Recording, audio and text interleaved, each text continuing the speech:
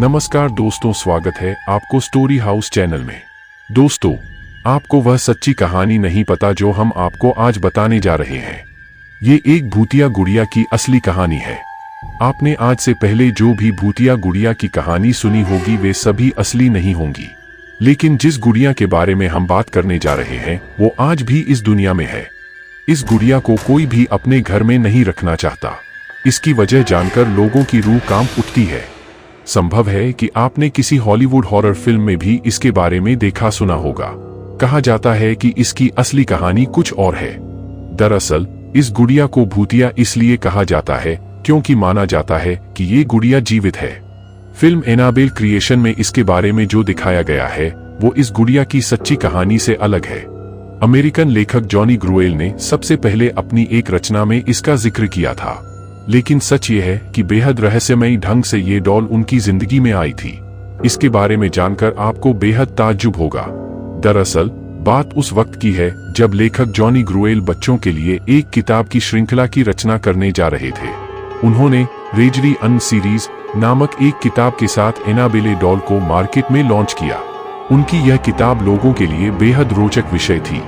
Doll के पीछे छुपी अनोखी कहानी ने लोगों को इसे जानने के लिए मजबूर कर दिया। बात उस वक्त की है जब जॉनी ग्रुएल को अपनी घर के बैकयार्ड में यह डॉल मिली थी।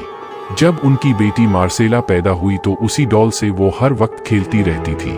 जॉनी ने जब अपनी बेटी को डॉल के साथ खेलते हुए देखा तो उन्हें रेजरी अन स्टोरीज लिखने का आइडिया आया। पर दुख की बात ये थी कि 13 साल की उम्र में ही मार्सेल की मौत हो गई। उसकी मौत का कारण संक्रमित टीका बताया गया।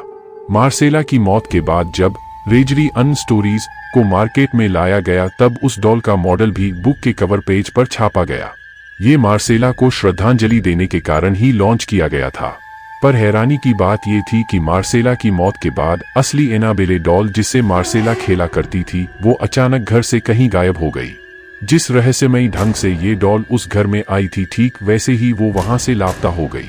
किसी को नहीं पता था कि वह गुड़िया कहाँ गई।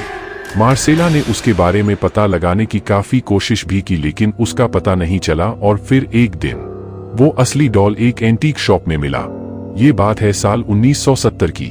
एक नर्सिंग स्टूडेंट जिसका नाम था डोना, उसकी मां ने डोना को ये डॉल गिफ्ट की थी। लेकिन डोना ने डॉल को पाने के बाद से ही उसमें कुछ अजीब चीजें नोटिस की। डोना ने देखा कि डॉल अपने आप ही पोजीशन चेंज कर रही थी। कभी कभी डोना डॉल को एक रूम में रख के कहीं बाहर जाती थी तो वापस लौटने पर वह डॉल उसे वहां नहीं मिलती थी। तलाशने पर उसे वो गुड़िया घर के किसी दूसरे कोने मिलती थी। एक दिन डोने ने कमरे में लौटने के बाद देखा कि डॉल के हाथ और पीठ पर खून के धब्बे लगे हुए हैं।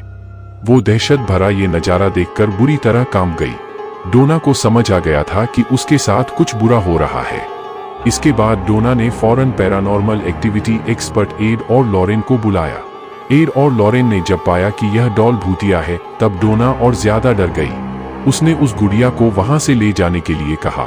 एड और लॉरेन उस वक्त उस गुड़िया को अपने साथ कार में ऑकल्ट म्यूजियम में ले गए। लेकिन कार से जाते वक्त ही डॉल ने कुछ ऐसी हरकत शुरू कर दी जिसका अंदाजा उन दोनों को नहीं था। दरअसल गुड़िया ने अपनी पूरी ताकत से उन्हें रोकने की कोशिश की। गुड़िया ने बार बार डॉल कार का स्टीयरिंग घुमाने की कोशिश की, मानो कि वो उन्हें कहीं और ले जाना चाहती है। बड़ी मुश्किल से एड और लॉरेन अपनी मंजिल तक पहुंचते हैं। एड और लॉरेन उस शापित भूतिया डॉल को अपने म्यूजियम में मंत्र से एक कांच के बक्से में बंद करके रख देते हैं। माना जाता है कि आज भी उसकी भूतिया ताकत एक्टिव है। इसी कारण से उसके पास किसी को जाने नहीं दिया जाता। दोस्तों, आपको यह कहानी कैसी लगी प्लीज हमें कमेंट करके जरूर बताएं। हमारी और भी कहानियां पढ़ने के लिए वीडियो को लाइक और चैनल को सब्सक्राइब जरूर कर देना।